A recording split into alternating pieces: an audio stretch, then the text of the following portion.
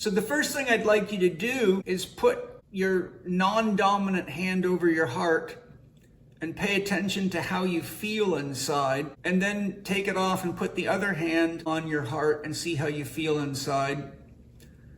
And just compare your inner sense of stability, calm, and centeredness. One of those hands is going to feel more grounding and centering and stabilizing when it's over your heart. Typically for right-handers, it's the left hand that's the most stabilizing, which is the feminine hand. And for right-handers, it's the left hand. For left-handers, it's the right hand, so your non-dominant hand. For me, it's my left hand and I'm right-handed. That's to remind you where you're going to direct your consciousness as we're doing this practice. Then put the other hand on top of it.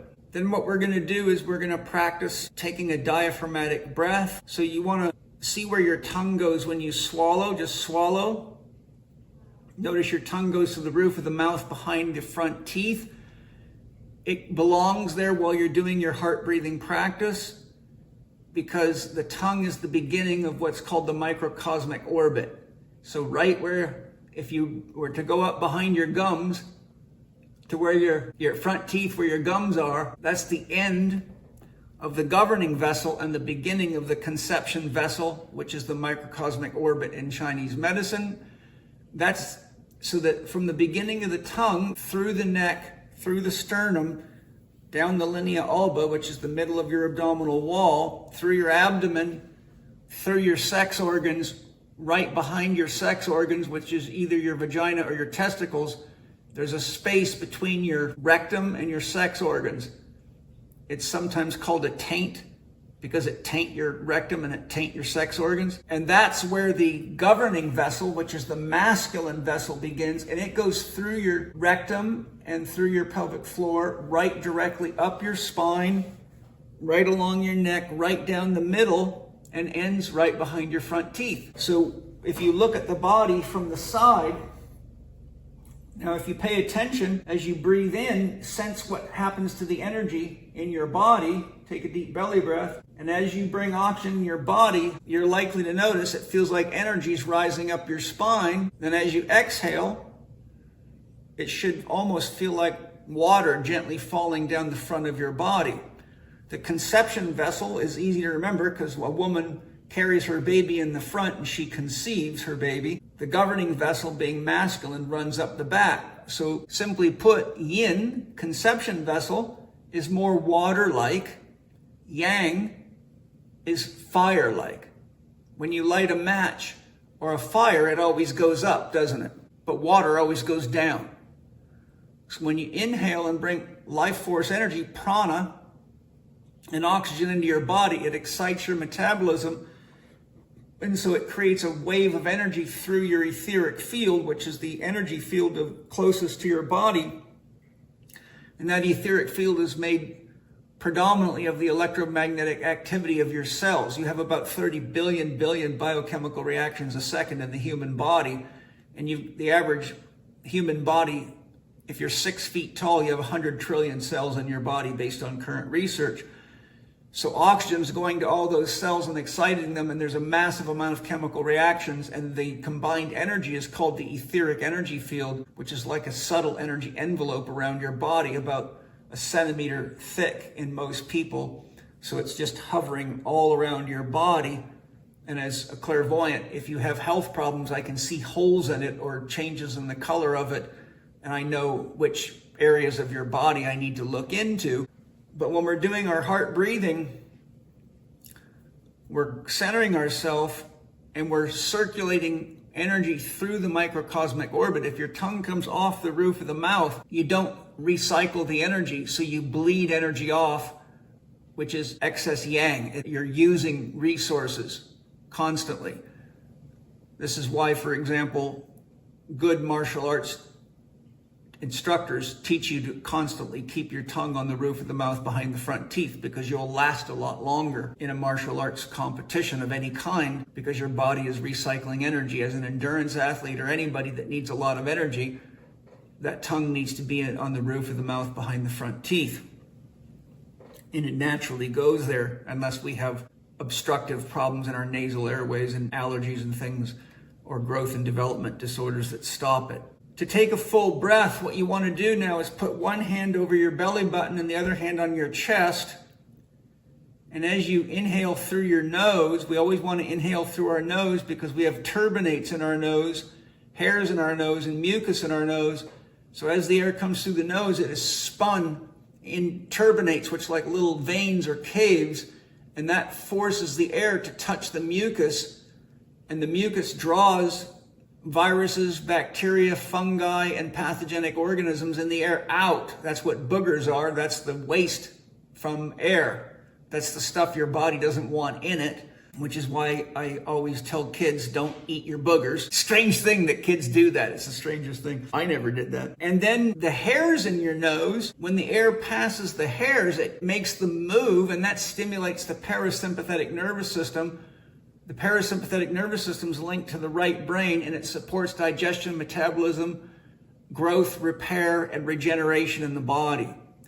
So for any kind of meditative practice, you want the parasympathetic system to be dominant because it actually opens the brain and the mind to new possibilities and to deeper connection and to wholeness, where if you're left brain dominant, you're like a person who, like an arrow flying, you can't change directions. Your thoughts become very linear and your capacity for feelings and emotions gets diminished. So when we inhale, we want our belly to expand for the first 2/3 of the breath.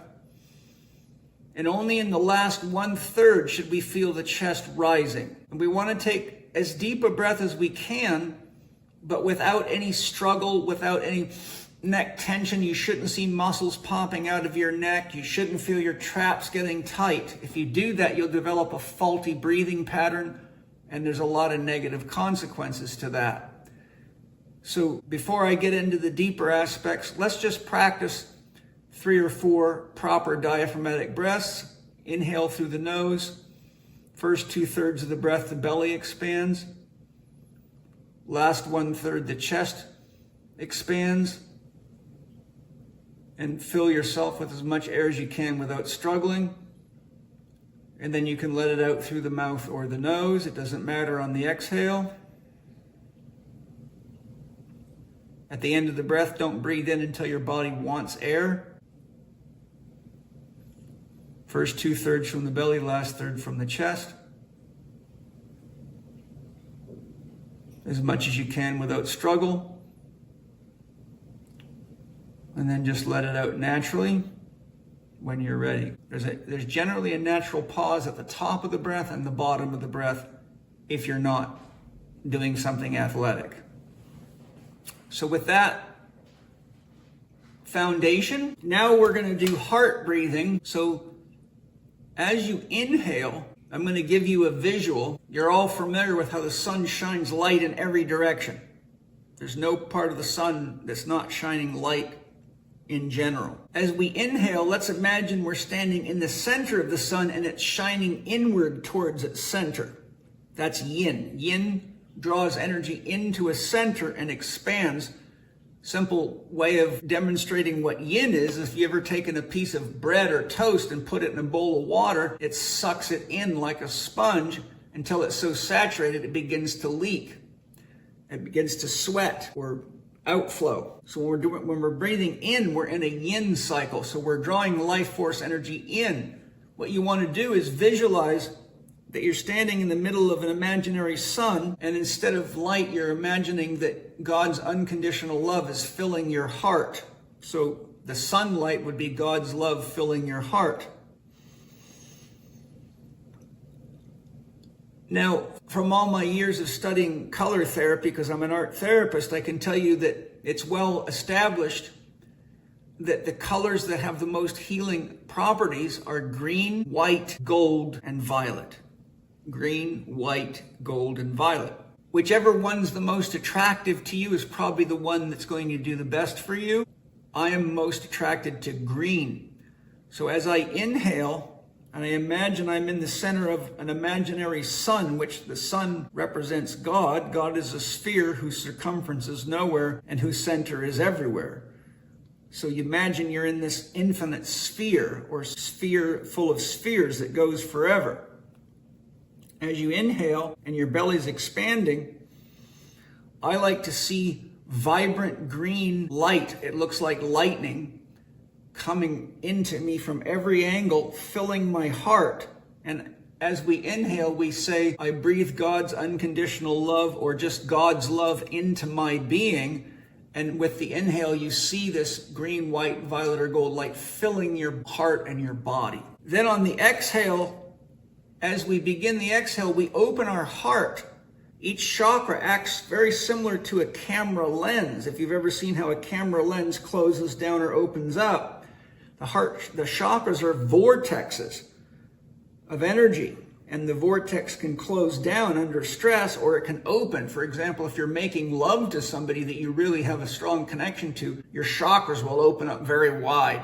And that energy from their chakras and yours will meet. And the two of you can have a transcendent experience.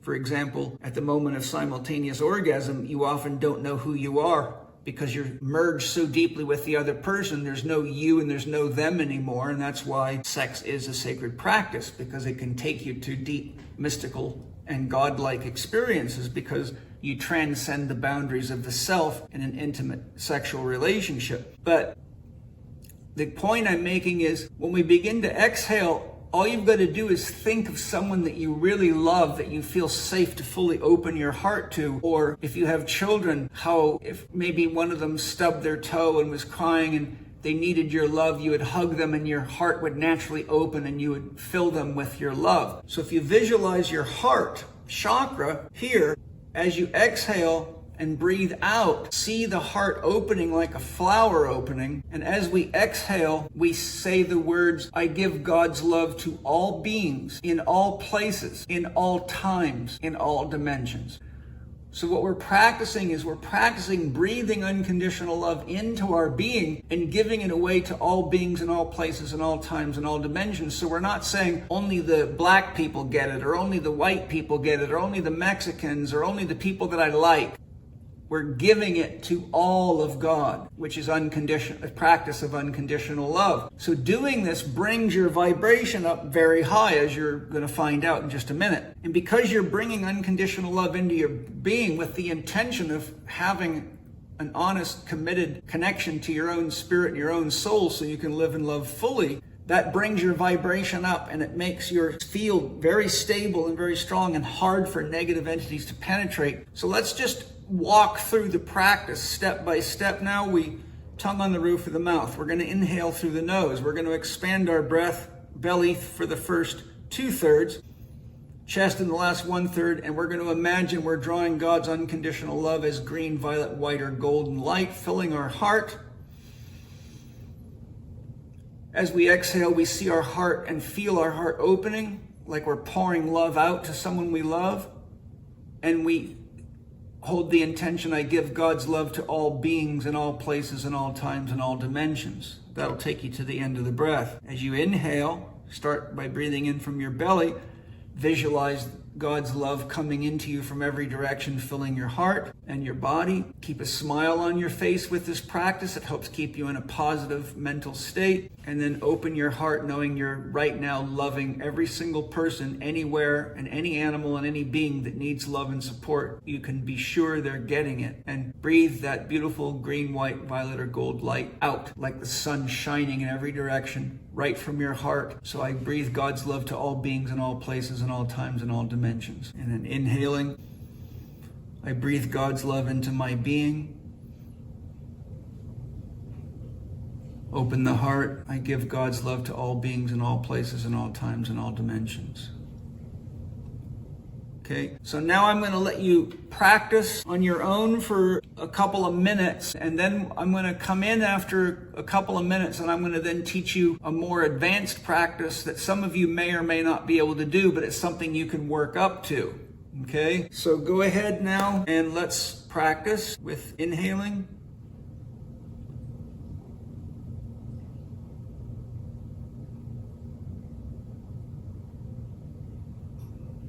Opening your heart and giving it away.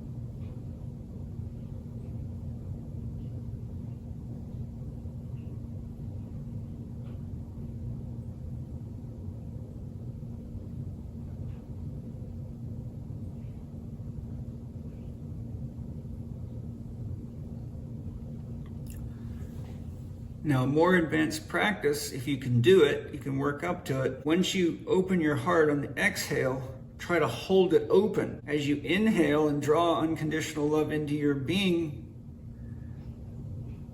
see it not only filling your being, but channeling itself right through your heart. So as you inhale, you're filling the heart and channeling it out to all beings. And as you exhale, you continue the process. So there's a constant flow of unconditional love through your heart center and through into the non-local connection of all beings, which is God.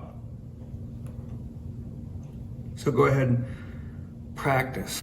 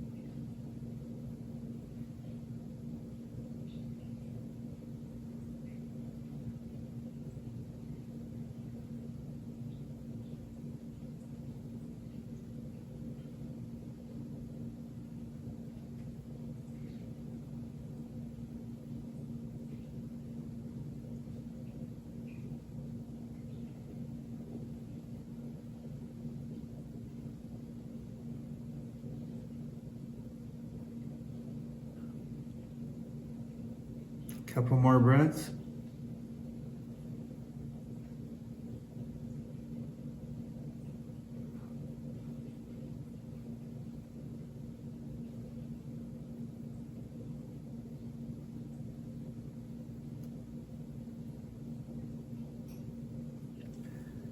Just sit with yourself and get a sense of your vibration, the level of calmness within yourself, how open your field is to sense not only yourself but your environment. Maybe you can breathe more easily now. Maybe your mind is more clear.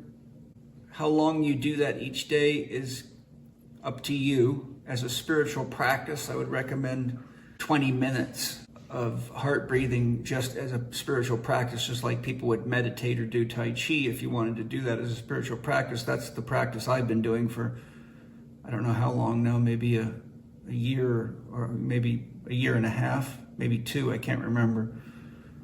But my soul led me to that practice, which has been richly rewarding for me on many levels.